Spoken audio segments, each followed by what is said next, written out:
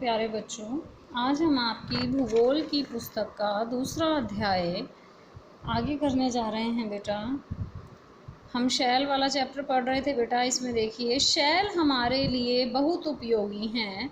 कठोर शैलों का उपयोग सड़क, घर एवं इमारत बनाने के लिए किया जाता है। शैल हमारे लिए बहुत अधिक उपयोगी होती हैं। इनका प्रयोग हम किस किस लिए करते हैं? बेटा देखो, जो कठोर शैल होती हैं उनका उपयोग, ठीक है, सड़क, घर और इमारत बनाने के लिए करते हैं। आप पत्थरों का उपयोग कई खेलों में भी करते हैं।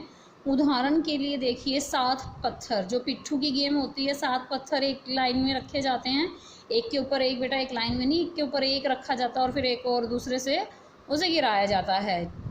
चिबिड्डी, स्टापू या किटकिट, जो आप स्टापू खेलते हैं जिसमें आप वो फीटो डाल करके खेलते हैं उसको, 5 पत्थर गिट्टी, ठीक है।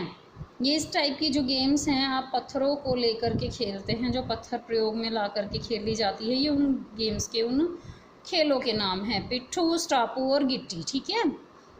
आप अपने दादा दादी, माता पिता, पड़ोसियों आदि से पूछकर कुछ अन्य खेलों की जानकारी भी प्राप्त कर सकते हैं। देखिए, जो ये 7 पत्थर है, पिट्ठू गेम, हो सकता है कुछ बच्चों को ना पता हो, तो आप अपने बड़ों से, अपने दादा दादी से, मम्मी पापा से इन गेम्स के बारे में पूछ सकते हैं। और इनके अलावा भी वो जो पत्थरों से कोई और गेम खेलते होंगे तो उसके बारे में भी वो आपको बता सकते हैं, ठीक है बेटा। आपको जानकर आश्चर्य होगा कि किन्हीं निश्चित दशाओं में एक प्रकार की शैल चक्रीय तरीके से एक दूसरे में परिवर्तित हो जाती है। आपको ये जानकर बहुत हैरानी होगी कि कुछ निश्चित दशाएं, कुछ निश्चित ऐसी स्थितियां होती हैं, दशाएं होती हैं, कुछ शर्तें होती हैं जिनको पूरा करने के बाद शैल चक्रीय तरीके से एक दूसरे में परिवर्तित हो जाती है। एक शैल से दूसरे शैल में परिवर्तन होने की इस क्रिया को शैल चक्र कहते हैं। जब शैल एक से दूसरे में परिवर्तित होती है तो इस प्रक्रिया को क्या कहा जाता है बेटे? शैल चक्र कहा जाता है, ठीक है। और द्रवित मैग्मा ठंडा होकर ठोस आग्नेय शैल बन जाता है, ये आपको पता ही है।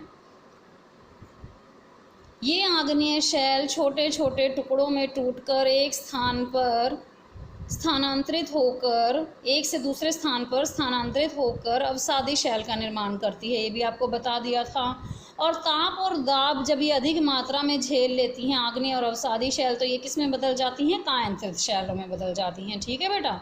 और अत्यधिक ताप एवं दाब के कारण कायांतरित शैल पुनः पिघलकर द्रवित मैग्मा बन जाती है। ये जो लास्ट वाली लाइन है बेटा, ये इसमें जो आपको अभी तक पढ़ाया था उसके अंदर नई लाइन ऐड है कि आपको पता है छोटे छोटे कण मिलकर आग्नेय शैल बनाते हैं। आग्नेय से फिर वो अवसादी शैलों में एक दूसरे से बहाकर दूसरे स्थान पर ले जाकर इकट्ठा करने से बनती हैं। और जब आग्नेय और अवसादी शैलों पर अत्यधिक ताप और दाब पड़ता है तो उसके बाद वो कायांतरित शैलों में बदल जाती हैं। और कायांतरित शैल पर जब ताप बढ़ता है, दाब बनता है, ज़रूरत से ज़्यादा प्रेशर होता है उस पर, तो वो फिर से पिघलकर मैग्मा का रूप ले लेता है, ठीक है।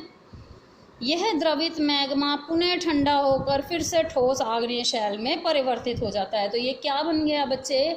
ये एक चक्र बन गया कि द्रवित मैग्मा ठंडा होकर के शैल का रूप लेता है आग्नेय का, फिर आग्नेय से अवसाद, अवसाद से फिर कायांतरित और कायांतरित से फिर से मैग्मा, ठीक है।